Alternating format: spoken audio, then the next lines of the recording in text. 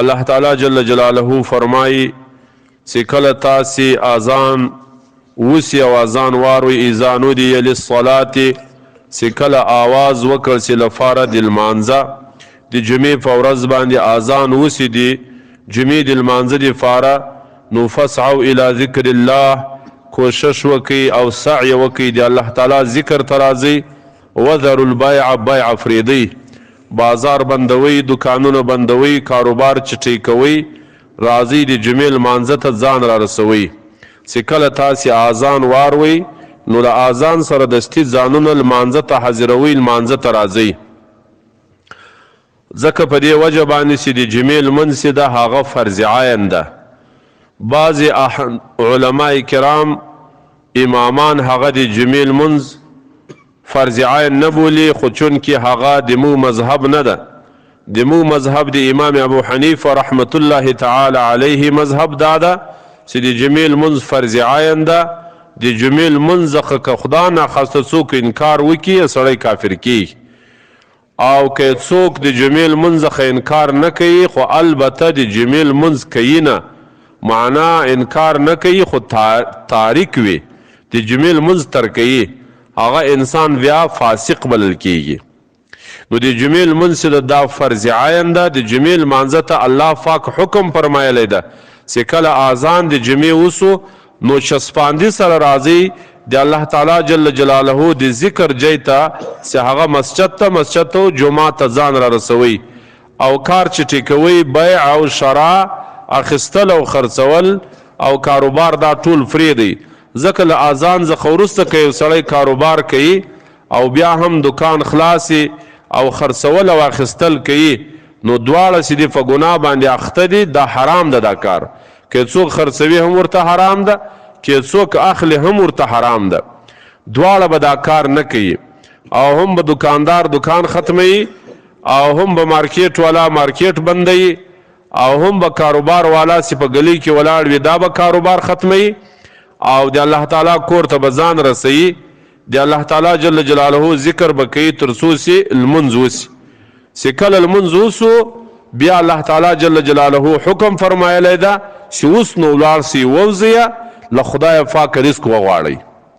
اوس به الله تعالی تاسو ته داسې پاک رزق په لاس باندې درکړي چې په هغه کې به برکت ډیر وي په هغه کې به خیر ډیر وي او چې د جمعې اذان واورول سو او د جمعې اذان وسو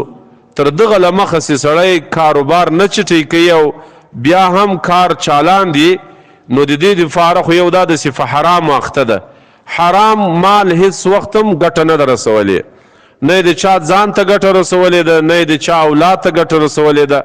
او نه حرام مال ته ګټه ورسولې ده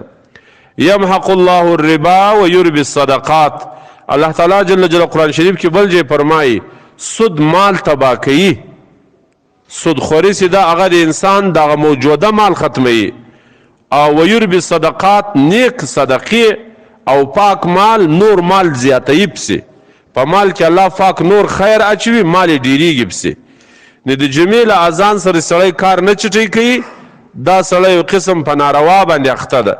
او په حرامو شیانو باندې اخته ده ولو کې په پاکو پیسو راوړي پروا نه لري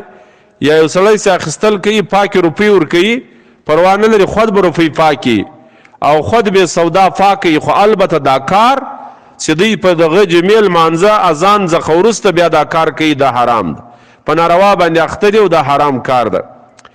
د جمعې لمونځ چې کله رسول الله صلی الله علیه وسلم مبارک مدینې طیبې مبارکې زادها الله شرفا ته هجرت وکړو نو نبی علیه صلات وسلام په مدینه طیبه مبارکه کې د جمعې لمونځ شروع خو چې کله نبی علیه صلات وسلام لا په مکه معظمه کې و صحابه کرام و دلته حضرت اسعد بن زراره رضی الله عنه یو صحابي و هغه په خپل کور کې د جمعې لمونځ شروع علما کرام فرمایي چې په کور کې نبی علیه السلام لا هجرت نه و کړی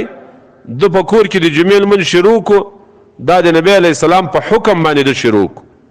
د نبی علیه الصلاة والسلام مبارک په اجازت باندې د شروع کو چې نبی علیه السلام مبارک له مکې معظمې ده ته اجازت ورکو چې مدینه منوره کې د جمعې لمونځ شروع سي بیا حضرت اسعد بن زراره رضی الله عنه په کور کې د جمعې لمونځ وکړو نبی علیه السلام مبارک چې بیا مدینې طیبې ته راغی بیا نو باقاعده د جمعې لمونځ دوه وارې پسې شروع سو علی الاعلان شروع سو په مسجد کې. نو لہذا دلته دوی سوال یې هغه حل سو. یو دا ده چې د جمعې لمونځ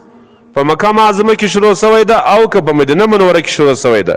نو جواب دا ده چې د جمعې لمونځ په مدینه منوره کې شروع سوی ده. دویمه سوالیه دا ده په مدینه منوره کې د جمعې لمونځ اول بیا چا کړی ده؟ حضرت اسعد بن زراره رضی الله عنه د جمعې لمونځ اول شروع کړی ده.